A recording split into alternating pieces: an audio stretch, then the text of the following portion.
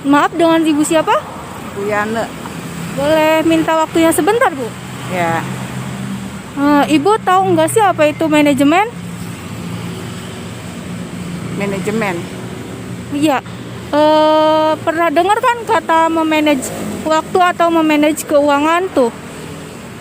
Setahu Ibu memanage itu apa kira-kiranya?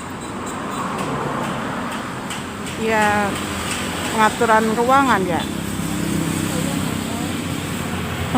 Makasih ya, Bu, atas waktunya. Ya, sama-sama. Ibu maaf mengganggu waktunya sebentar. Ya. Ibu namanya siapa? Murdani. Ibu tahu apa itu manajemen? Ya, sedikitnya tahu lah. Pembukuan gitu. Pembukuan? Iya. Kalau unsur manajemennya? Apa? Unsur manajemennya? Kurang tahu sih. Taunya mah kalau manajemen tuh istilahnya tuh keluar masuk pendapatan, misalkan modal, terus keuntungan sama pengeluaran gitu aja sih taunya. Makasih ya Ibu atas waktunya. Iya, mangga. Assalamualaikum warahmatullahi wabarakatuh. Kami dari kelompok 6. Sebelumnya perkenalkan, nama saya Suciati Nuridayah. Apa itu manajemen? Manajemen berasal dari kata manage, yang artinya mengelola atau mengurus, mengendalikan, mengusahakan, dan juga memimpin. Pengertian manajemen adalah seni dan ilmu untuk mencapai tujuan yang telah ditetapkan sebelumnya dengan menggunakan bantuan melalui orang lain. Selanjutnya ada unsur-unsur manajemen. Yang pertama ada unsur manusia. Manusia adalah unsur yang paling penting dalam sebuah manajemen. Perusahaan tidak akan berdaya tanpa adanya manusia sebagai karyawan. Yang kedua adalah uang. Uang adalah sebuah alat agar sebuah organisasi bisa mencapai tujuan. Yang ketiga ada bahan baku. Tanpa adanya bahan baku, maka proses produksi tidak bisa berjalan. Bahan baku bisa berupa bahan jadi atau bahan setengah jadi yang nantinya diolah menjadi produk jadi.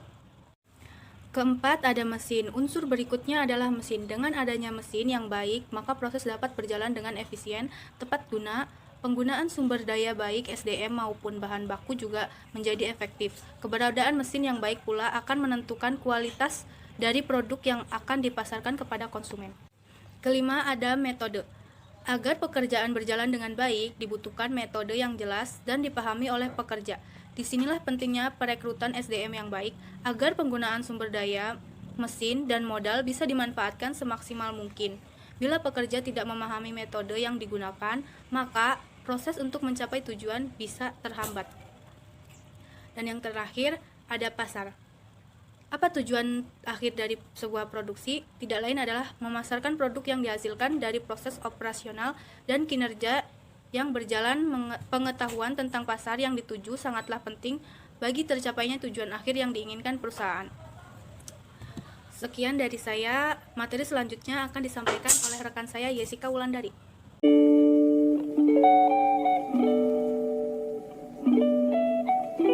Halo Mbak, namanya siapa? Hai, nama saya Ana. Boleh ganggu waktunya sebentar? Iya boleh. Tahu nggak sih Mbak pengertian koperasi? Setahu saya koperasi itu kayak sebuah organisasi yang didirikan untuk kepentingan bersama gitu. Ya contohnya kayak yang di kampus-kampus atau sekolah SMA gitu, SMP gitu setahu saya. Oke, makasih ya Mbak. Iya sama-sama. Mbak, boleh minta waktunya sebentar nggak? Boleh, Namanya siapa ya? namanya Nada. Mbak tahu nggak sih koperasi itu apa? Tahu, koperasi itu setahu saya seseorang atau organisasi atau wadah yang mendanai untuk meminjamkan uang kepada seseorang atau kelompok. Oke, makasih ya Mbak. Koperasi adalah badan usaha yang beranggotakan orang seorang atau badan hukum koperasi dalam melandaskan kegiatannya berdasarkan prinsip koperasi sekaligus sebagai gerakan ekonomi rakyat yang berdasar atas asas kekeluargaan. Jenis-jenis koperasi berdasarkan jenis usahanya dibagi menjadi 4, koperasi produksi, koperasi konsumsi, koperasi simpan pinjam, koperasi usaha. Berdasarkan status keanggotaannya, koperasi dibagi menjadi 5, koperasi pegawai negeri, koperasi pasar atau kopas, koperasi unit desa, koperasi sekolah, koperasi pondok pesantren. Berdasarkan tingkatannya, koperasi dibagi menjadi 2, koperasi primer, koperasi sekunder. Berdasarkan fungsinya, koperasi dibagi menjadi 3, koperasi konsumsi, koperasi jasa, dan koperasi produksi. Modal koperasi dibagi menjadi 2, yaitu modal sendiri dan modal pinjaman. Modal sendiri ada 4, yaitu simpanan pokok, simpanan wajib, dana cadangan, dan hibah. Sedangkan modal pinjaman dibagi menjadi 5, anggota, koperasi lainnya, bank, dan lembaga keuangan, penerbitan obligasi, sumber lain yang sah.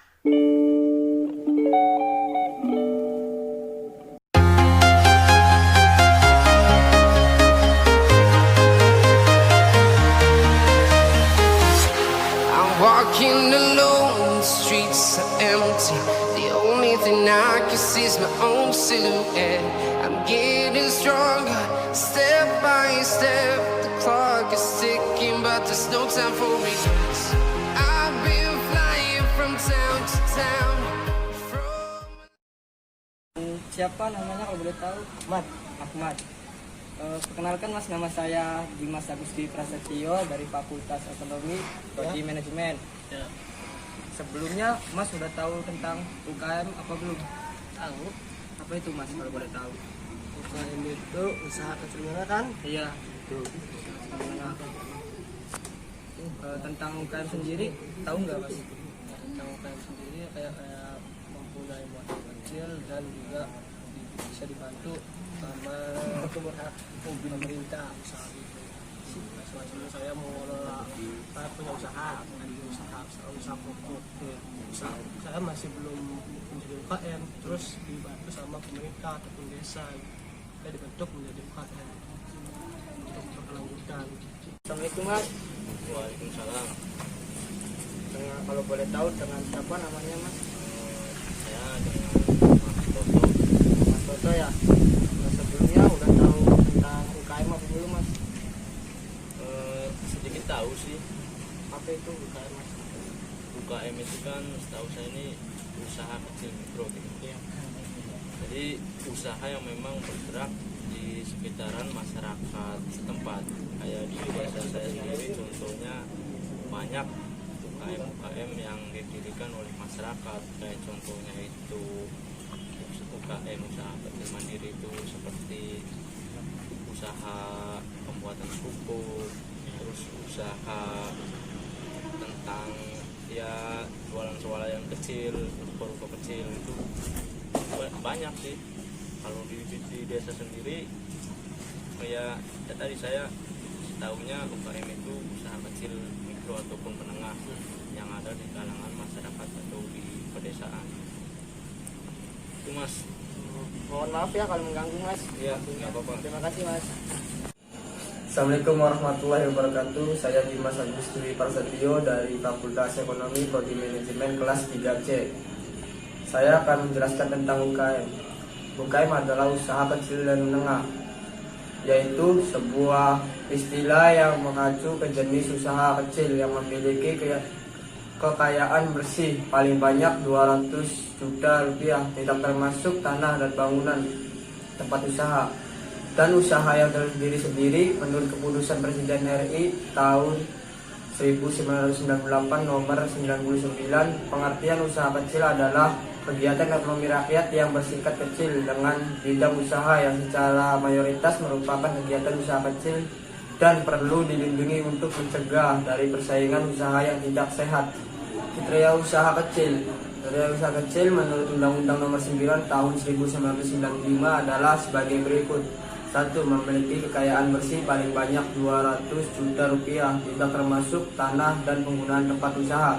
2. Memiliki hasil penjualan tahunan paling banyak 1 miliar rupiah.